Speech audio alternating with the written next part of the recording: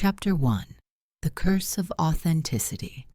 The vault smelled of ozone, old paper, and money that had been laundered so many times it had lost the scent of blood. Standing in front of the easel was a man. He was turned away from the heavy steel door, his silhouette cut sharp against the harsh museum lighting. He wore a three-piece suit that fit him with the kind of precision that suggested he had been measured for it while standing still for hours. He was examining the painting with a jeweler's loupe. "Miss Moore," he said, without turning around. His voice was low, smooth, and utterly devoid of warmth. Sounded like a cello played in an empty room. "You are 3 minutes early." "Mr. Lee," Zara replied, her British accent clipping the vowels, "and you are staring at the canvas too close. You're blocking the light." Lee Hyun-woo turned. For a second, the sterile air of the vault seemed to vibrate. Hyun-woo was handsome, but in a way that felt curated, almost artificial. He wore rimless gold spectacles that caught the light, hiding his eyes. His face was pale, his jawline sharp enough to cut paper, but it was his hands that caught Zara's attention. They were beautiful hands, long and slender, but the left hand had a slight, almost imperceptible tremor. He hid it quickly, sliding it into his pocket. "The portrait of a beauty," Hyun-woo said, stepping aside and gesturing to the painting. "Lost for a century, rediscovered in a private collection in Kyoto. 3 domestic experts have authenticated it. We just need your stamp for the international market." Zara didn't look at him. She looked at the painting. It was exquisite. A woman in a handbook, her gaze coy, the lines fluid and sensual. The ink wash was masterful, the aging of the paper consistent with the late Joseon dynasty. To the naked eye, it was a national treasure. Zara set down her case. She put on white cotton gloves. She pulled out her UV light and her microscope. "Silence, please," she ordered. For 40 minutes, the vault was a tomb. Zara worked with the efficiency of a coroner. She examined the weave of the silk backing. She analyzed the crackle pattern of the ink. She scraped a microscopic flake of pigment from the edge of the frame. Hyun-woo leaned against a wall of safety deposit boxes, lighting a slim cigarette. Smoking in a climate-controlled art vault was a sacrilege, a sign of supreme arrogance or total nihilism. He watched her. He wasn't watching the painting. He was watching her. He watched the way her dark fingers moved with a surgeon's grace. He watched the furrow of her brow. "Well?" Hyun-woo asked, blowing a stream of smoke toward the ceiling vents. "Is it the masterpiece we promised the world?" Zara peeled off her gloves. She tossed them onto the metal table with a soft thud. She turned to him, crossing her arms. Her eyes, usually analytical and detached, were burning with a cold fire. "It's a fake." The silence that followed was heavy, pressurized. Hyun-woo didn't flinch. He didn't gasp. He didn't demand an explanation. He just took another drag of his cigarette. "Explain." "It's brilliant," Zara admitted, her voice begrudging. "The paper is period correct, likely scavenged from a less valuable book from the 18th century. The binding agents are organic. The brushwork? God, the brushwork is transcendent. Whoever painted this has better technique than Shin Yun-bok himself." She walked over to him, invading his space. She plucked the cigarette from his fingers and crushed it into an antique inkstone on the table. "But the cinnabar," she said, locking eyes with him, "the red pigment on the woman's lips. Under the UV spectrum, it fluoresces with a specific wavelength that indicates the presence of synthetic mercury sulfide. It's been chemically aged to look old, but molecularly? It was made in a lab less than 10 years ago."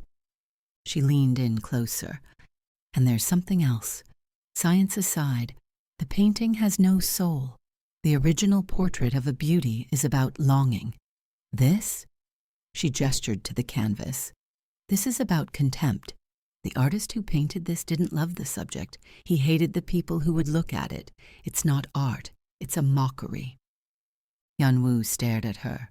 Behind the gold-rimmed glasses, his eyes widened slightly. A crack appeared in his porcelain mask. Then a slow, terrifying smile spread across his face. It wasn't the smile of a businessman caught in a lie. It was the smile of a lonely god who had finally found a believer.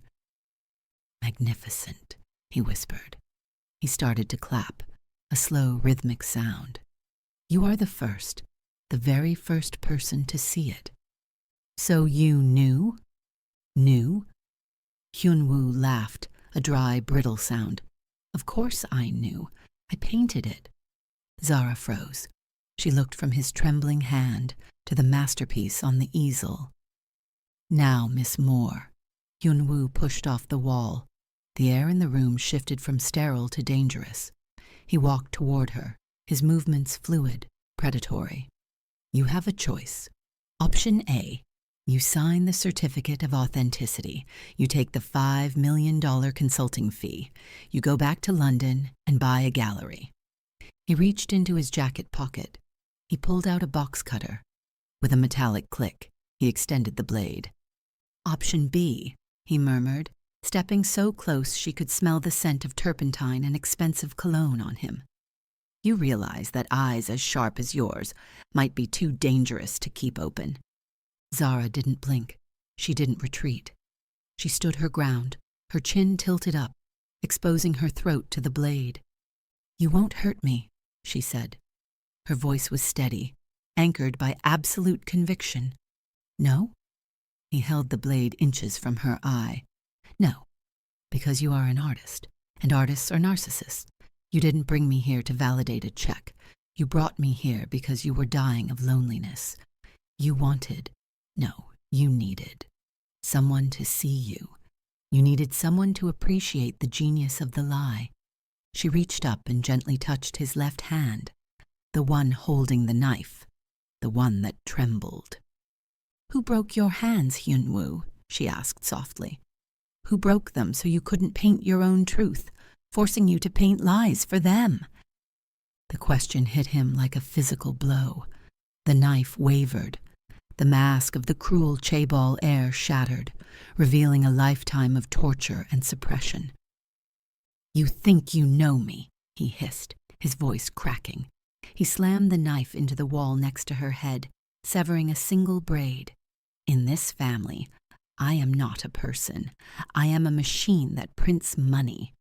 Machines don't have feelings." Wee-woo, wee-woo. The sudden blare of the security alarm shattered the tension. Red lights began to strobe. The intercom crackled. "Director Lee, Code Black. Vice President Jae-min is here with his security team. He says he has a tip about forgery in the vault. They are cutting the power to the cameras." Hyun-woo's face went rigid. The vulnerability vanished, replaced by cold calculation. "Jae-min," he spat the name like poison. "My brother. He doesn't want to arrest me. He wants to erase me. If he finds you here knowing the painting is a fake, you are a loose end." He grabbed Zara's wrist. "Move." "Where?" He dragged her toward a section of the wall that looked solid but swung open when he pressed a hidden panel. A dark, narrow corridor revealed itself. "The ventilation shaft. It leads to the drainage output by the Han River. Go." "What about you?" Zara asked, refusing to move. "I stay. I have to play the role to the end."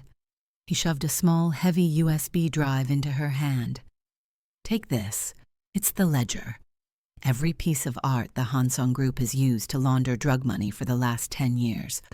If I die tonight, send it to the BBC." "Why give this to me?" Hyun-woo looked at her, and for the first time his eyes were naked.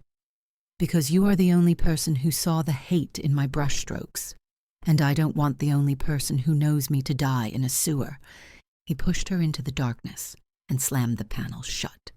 Zara stood in the dark, the USB drive warm in her hand. She could hear shouting from the other side, banging, the sound of entitlement and violence. She should run. That was the logical move. But Zara Moore hated two things in this world: fakes and unfinished business. She turned away from the escape route. She pulled out her multi-tool. She found the breaker box for the vault's internal systems. If this is a performance, she thought, wiring the fire suppression system to override the safety locks, then let's give them a finale. Chapter 2. The Palette of Deception. The vault doors blew open. Lee Jamin strode in like he owned the oxygen in the room. He wore a burgundy suit that was too loud, too bright. He was flanked by 6 men holding batons. "Brother," Jamin sneered.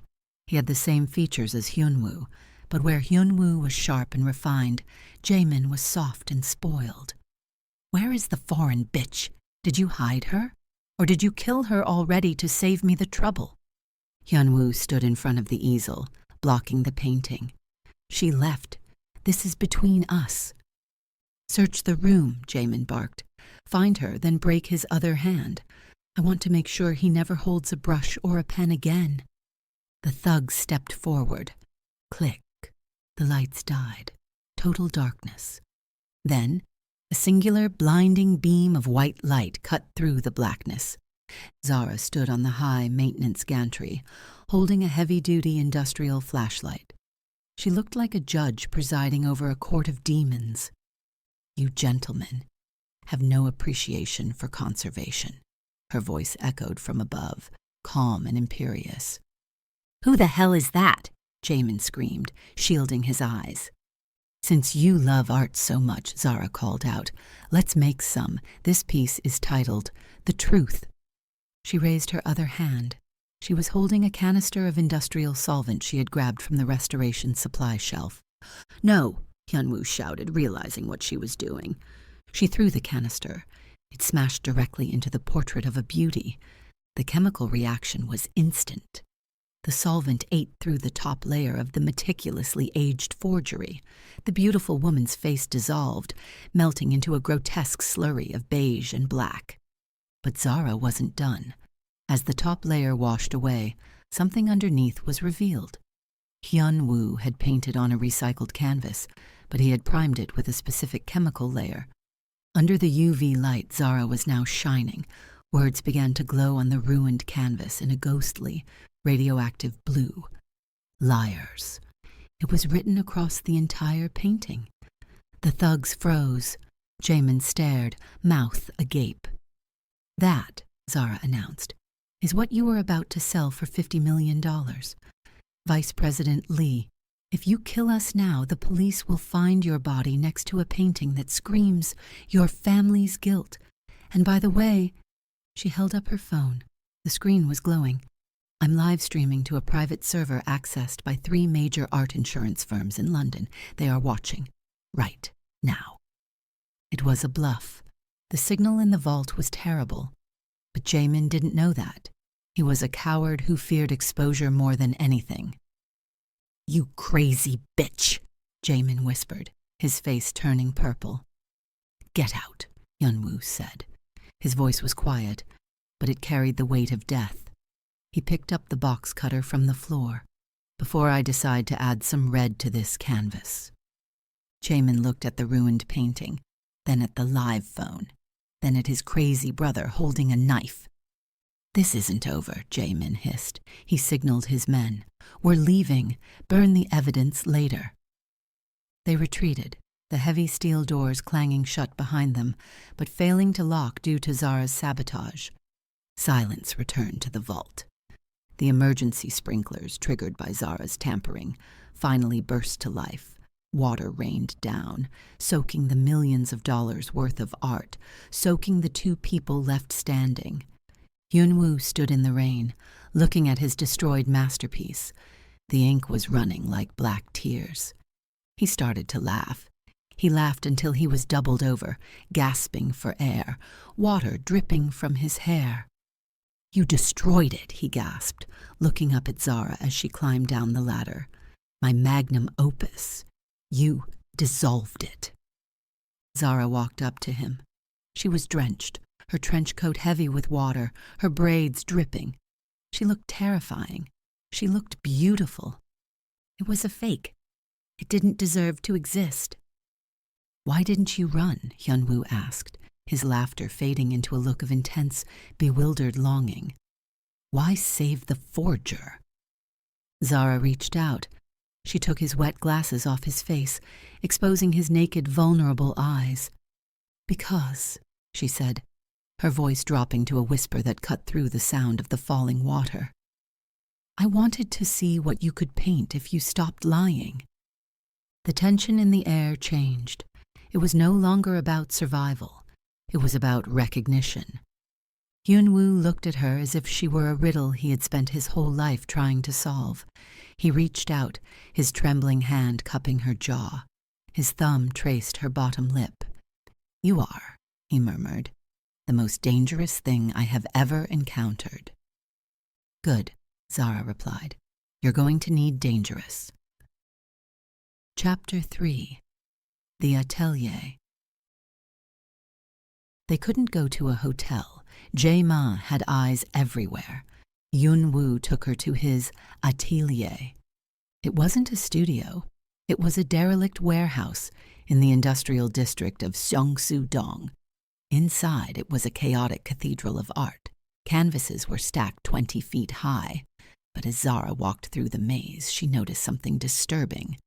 Every painting was a copy, a perfect Monet, a flawless Van Gogh, an indistinguishable Rothko. There was not a single original thought in the entire building. It was a museum of mirrors.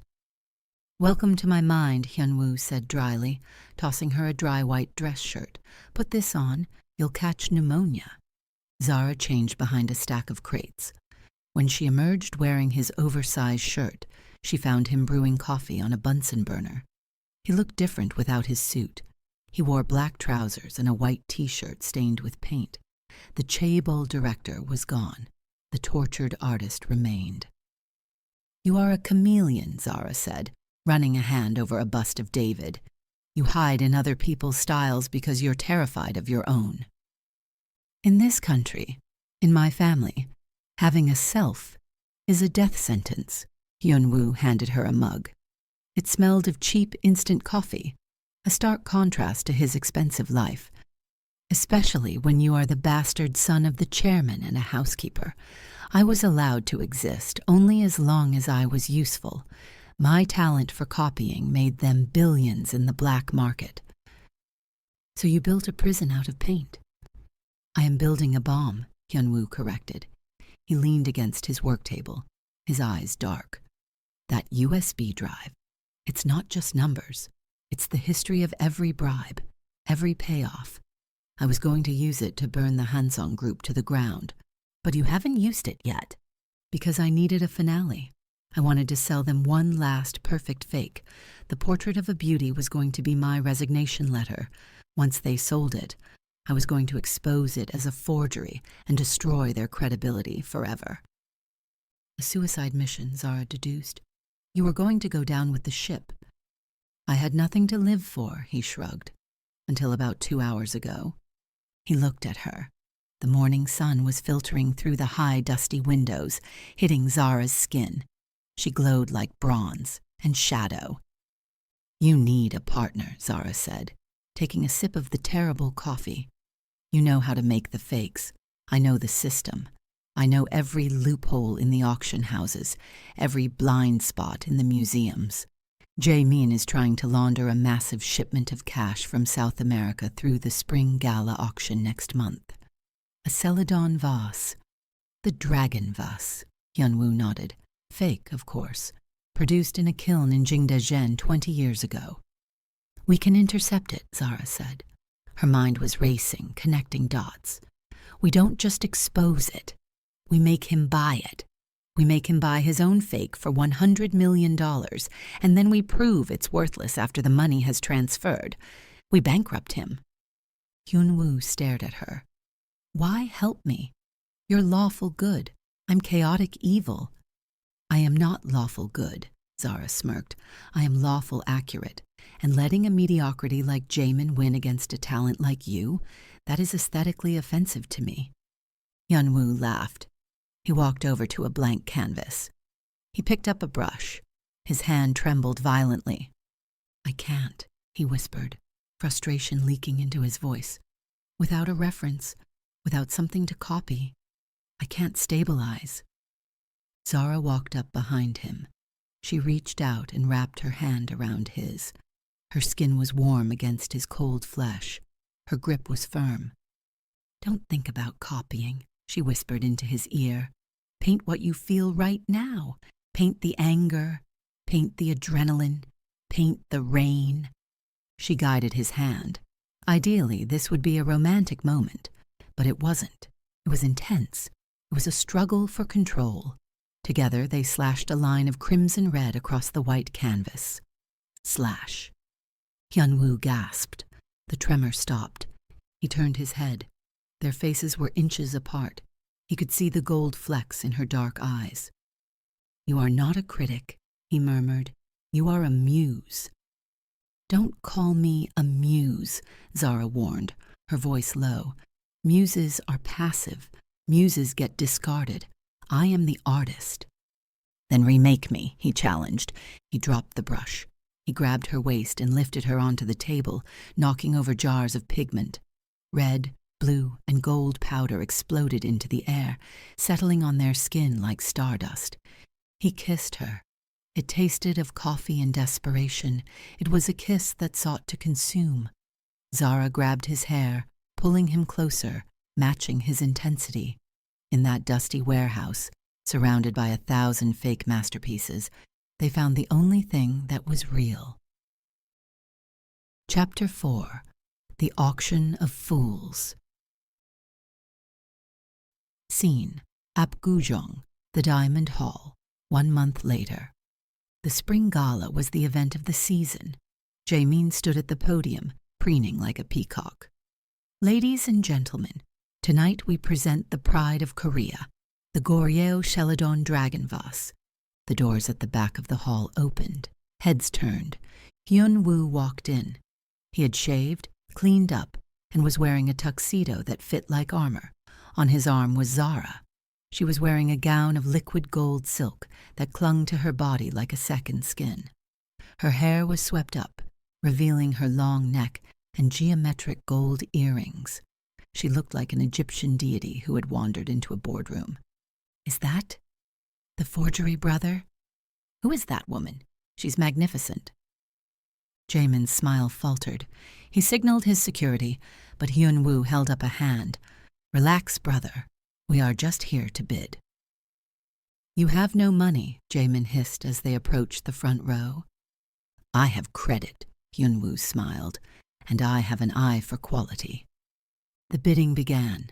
The price skyrocketed. 10 million, 20, 30. Hyun-woo kept raising his paddle. Jaemin was sweating.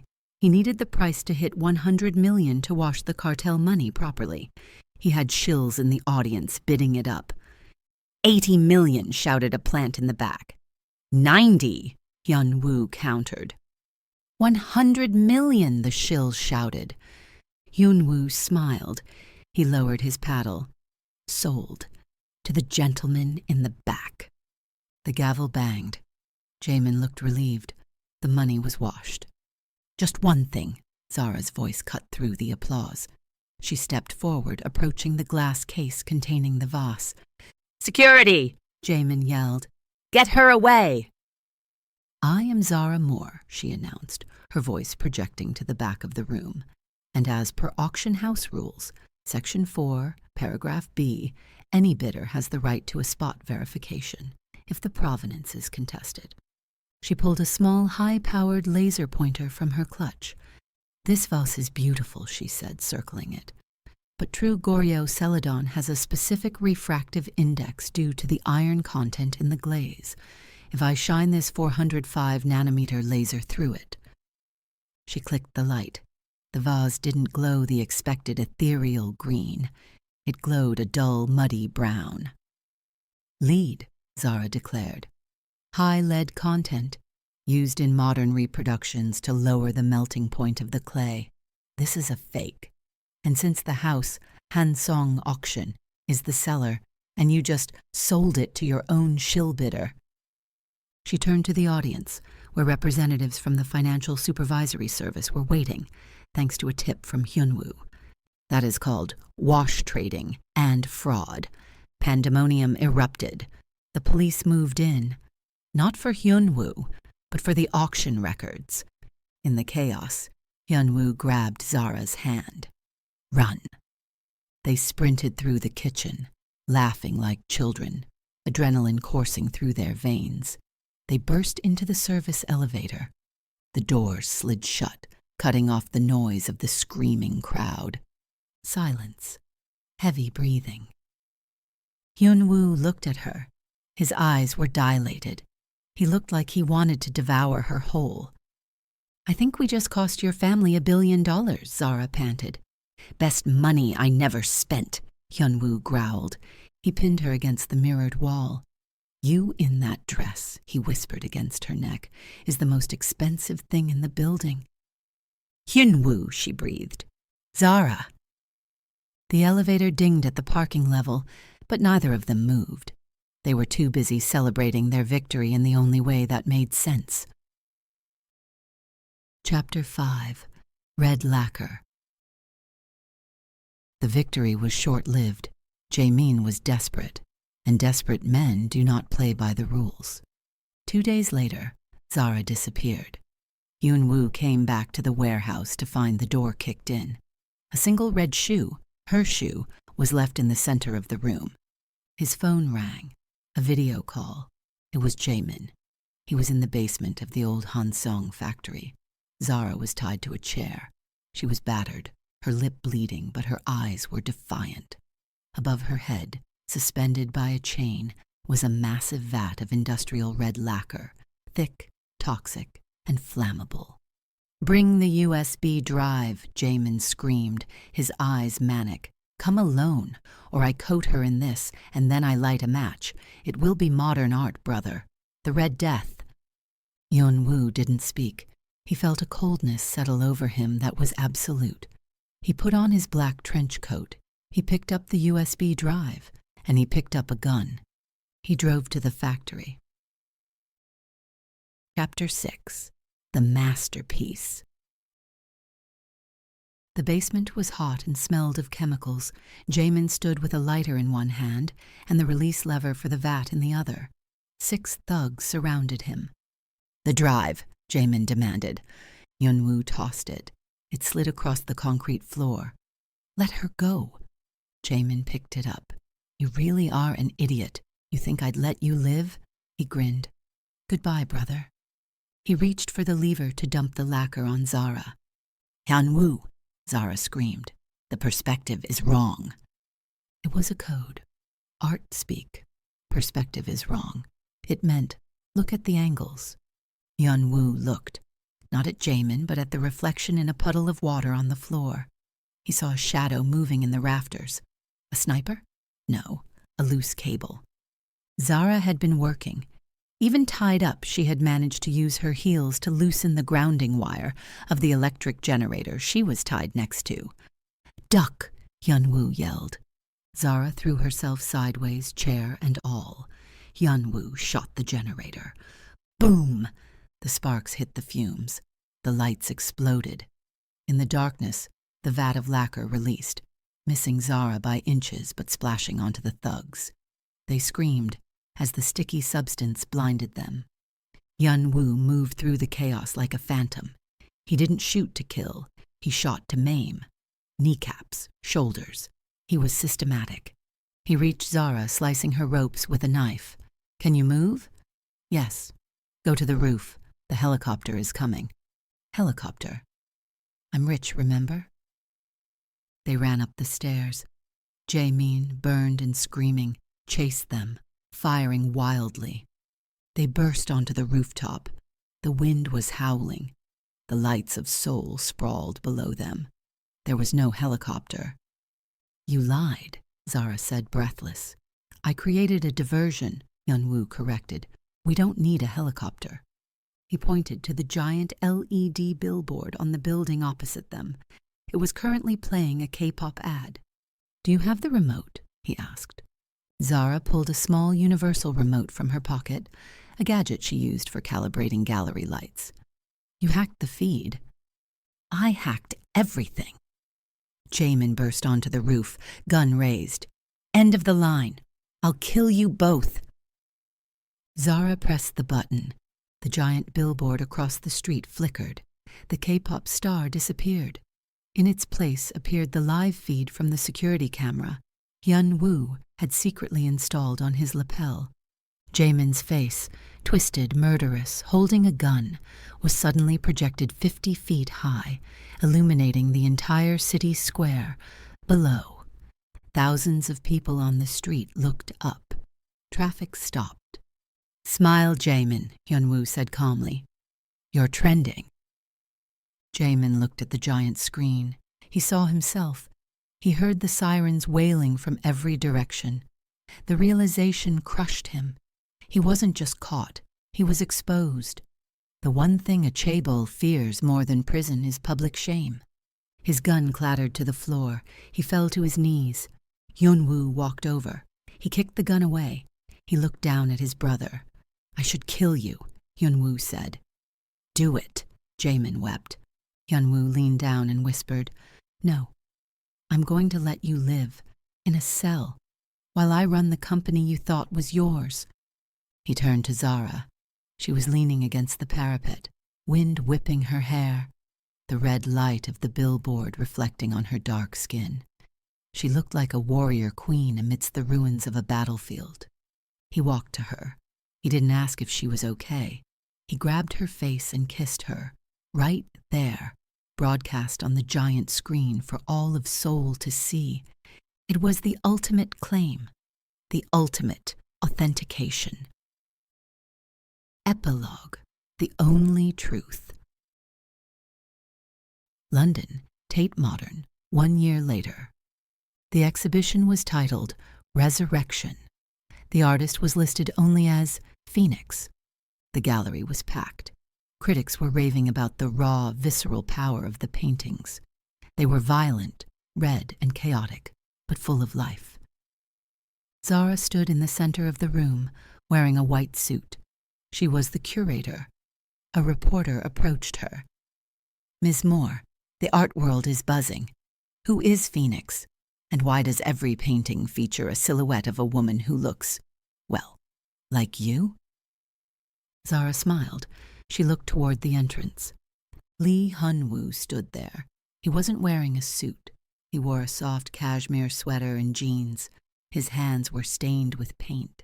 Not blood, paint. He looked tired, but his eyes were clear. The tremor in his hand was gone. He walked over to her. He didn't care about the cameras. He didn't care about the Hansung Group, which was now being run by a board of directors while he retained majority shares, but zero interest. He wrapped his arm around Zara's waist. "The artist," Zara told the reporter, "is a man who finally learned the difference between a copy and an original." Hyun-woo kissed her temple. "And she," he nodded at Zara, "is the only truth I have ever known." They turned to look at the centerpiece painting. It was a portrait of Zara in the vault, holding the magnesium flare, surrounded by water and darkness. The title card read, "The Authenticator, not for sale. The end."